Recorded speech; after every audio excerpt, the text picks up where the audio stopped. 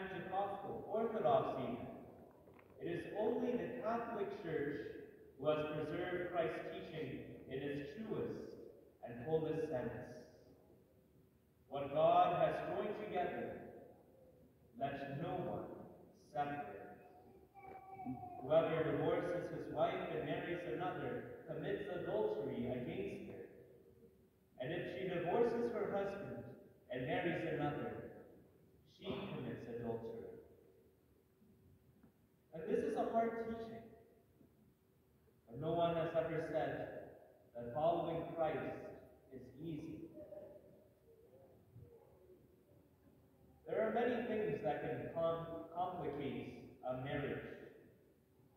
Drinking, gambling, infidelity, pornography, wastefulness in finances, a quarrelsome and abusive disposition, a controlling attitude. These and many other things can make a marriage miserable. And if this is your situation, if this is your spouse, what are you supposed to do?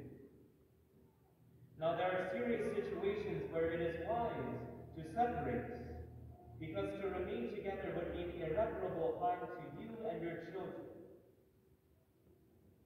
But even if you separate, even if you legally divorce, obedience to the commandments of our blessed Lord, your commitment to love and to remain faithful never stops. Nor do you break your vows and take another man or another woman. For freely you did say, I will be faithful to you in good times and in bad, in sickness and in health, to love you and to honor you all the days of my life. In sickness and in health, if your husband had cancer, would you leave him? If your wife was dying of COVID, would you abandon her? I would hope that in all these cases, all of you would tend to your spouses even more than if they were healthy. And should it not be the same if your spouses are overcome by spiritual sickness, if the cancer of sin has metastasized within their hearts? Patients with sickle cell anemia or certain types of cancer can be saved through blood transfusions. And souls that are sick are saved through a spiritual transfusion of grace.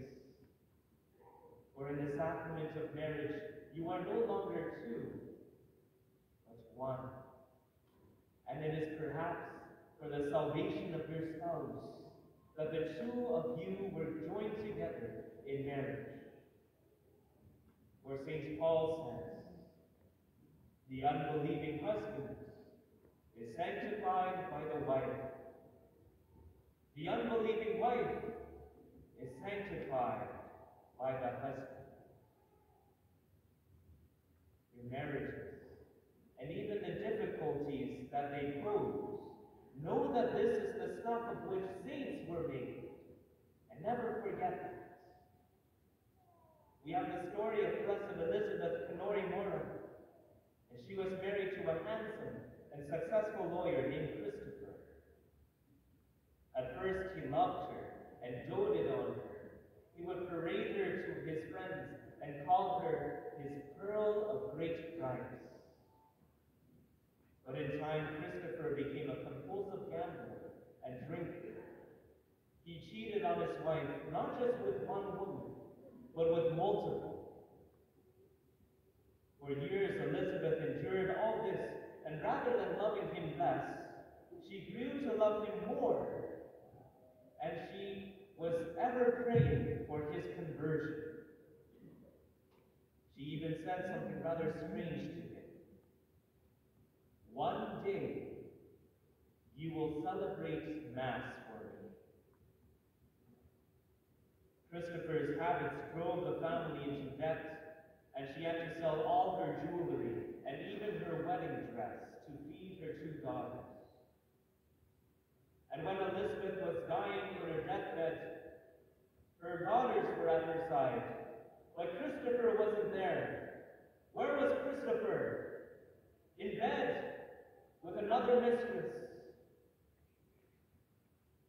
But when Christopher came home and found that she had passed away, he was overcome by guilt and remorse for the way that he had lived.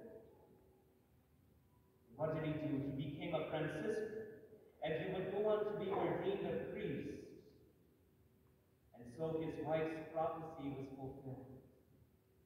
One day, you will celebrate Mass for me. The unbelieving husband is sanctified by the wife. The unbelieving wife is sanctified by the husband. Why is marriage a sacrament? What does human love have to do with the divine? Because marriage is ultimately an image of the union between Christ and his church. And Christ was not abandoned his church. Despite 2,000 years of human faults, despite the scandals of her clergy, despite the disbelief and heresy and apostasy of her children, Christ does not abandon the church. And should we forsake our spouses for another, we would distort the gospel of our Lord Jesus Christ. We do not abandon our spouses because Christ did not abandon us.